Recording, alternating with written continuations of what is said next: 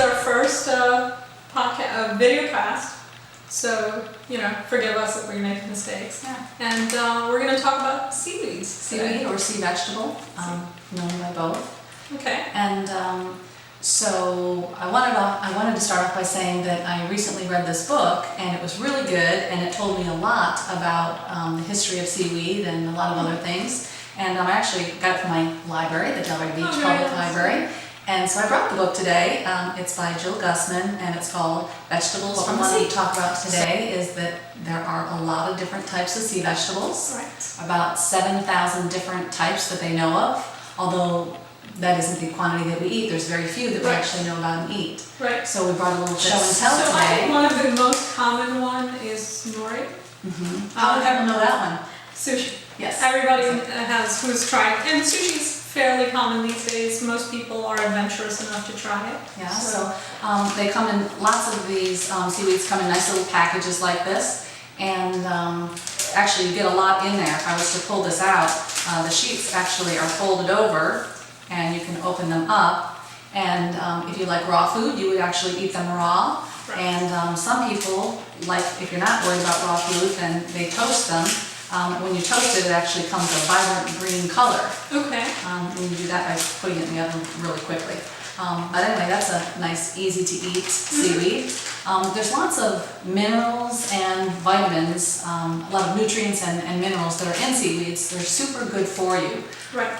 I think it's a food that's underappreciated maybe in the United States. In Japan, the sea vegetables they're about 10% of the Japanese diet.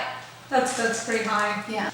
Eating the seaweed is really good for your bones, for your teeth, for your hair and your nails. Oh, okay. Yeah. I need some more seaweed. That's great. I think you eat a lot.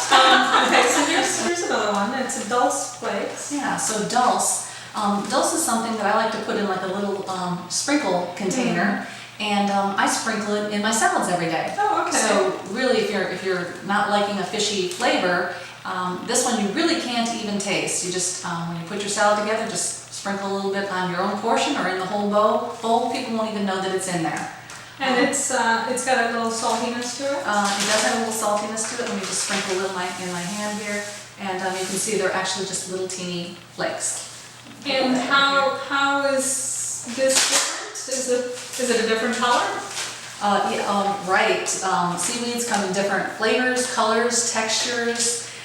This one is kind of a brownish reddish, where the other one we said was kind of greenish. Yeah, green. Also, just by the way, dulse comes in strips, and that's something that we talked about a little while ago. Maybe we'll make a podcast for you on that. Right. But a DLT, or a dulse lettuce and tomato, and they come in like little bacon-like strips, and you just put them right down on your bread. Delicious, love it. Here we got So this is something that's actually very good to soak your beans with. It puts nutrients into the water and into the beans, but also it helps cut down on the gases in it, and it makes the beans more digestible. You just put like a little 1-inch piece right in your pot. The other thing I'm going to point out too is the amount of calories in seaweed is very small. So it's very high in protein, so it fills you up. You can eat large quantities, it fills you up, and there's like no calories in it. How can you beat that? Actually, that's one that I'm going to let you look up in the book. I've only tried that one a couple times. It's very stringy and thread-like. You soak it in water for a little bit of time, and it expands really well. One of the things they say to do with sea vegetables is actually mix them with your vegetables. Oh, okay. So like peas and seaweed or something like that. I would think it would be good in a stir fry, maybe. I bet it would be good in stir fries too. And this is something you can eat kind of like mung beans. You know how you saute those with a little tamari? You can do that in a pan. Right. Okay. One thing is be careful about the amount of time that you do soak your seaweed.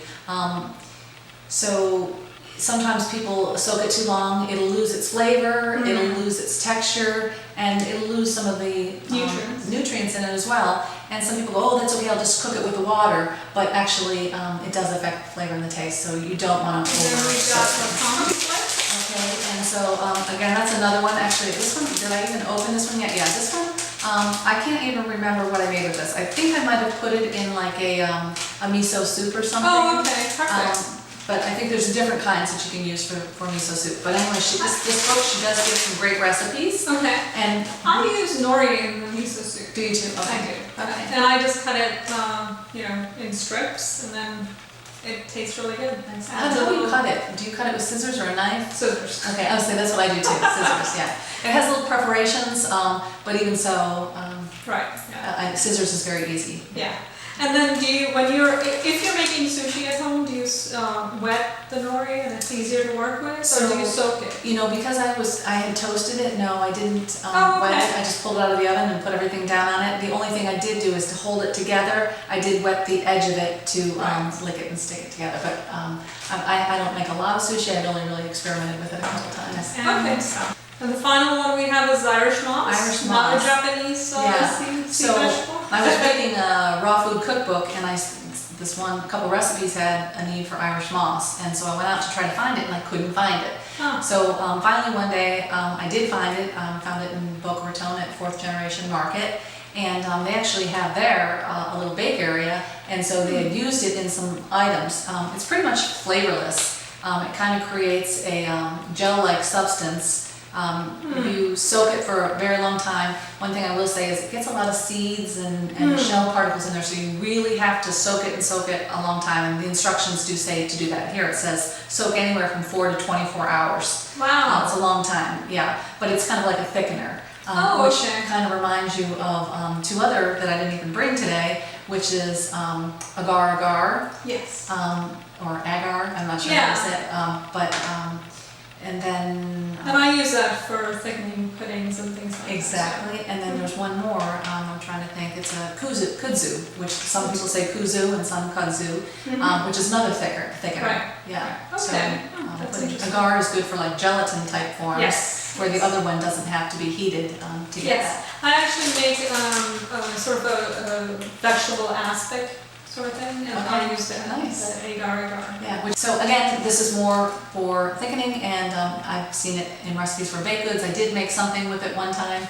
I have to say, after all the work that I went through to do it and clean it, you can see I still have a lot left. I haven't really used it again. Right. But the good news is, everyone, that these last for a very long time. When you get them, you want to store them in a cool, dark place. And dry. Cool, dry, dark place. You can keep them in the little bags, airtight, and then I actually put them in Ziploc baggies to make sure that they're really tight. They also say you don't want to throw them all in together because the flavors will affect the other ones. Another good thing to do is you can put them in little mason jars on a sealed lid that keeps it nice and tight. Right. So anyway, enjoy your sea vegetables. I hope we've inspired you to of the benefits of it. And and we haven't. We in the West haven't been using it very long, but in the East, it's very common to use. Definitely. So it's been used for centuries. So we're going to be doing some recipes using sea vegetables. And one of the ones we want to do is the DLT that you got me hooked on. And also it would be useful to do some a simple nori recipe. we can do. I have a nori crunch recipe, so it's some nuts and some seaweed mixed in there together with some flavorings.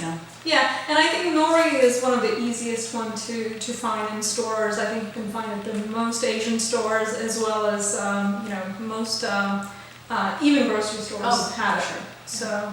But yeah, I think Whole Foods carries a lot more variety, so we can do a couple of those. But the dulse strips, the DLT recipe is a good one. Yeah, and actually, Whole Foods near us does not have the dulse strips, but there are some little nutrition cottages that do have it. There's one in Delray Beach, so and a lot of these things you can buy online as well. Yeah, I was just gonna say that don't be afraid of ordering them online, and we can do a few recipes so that you have a collection of recipes that we can use. So look forward and look to our website.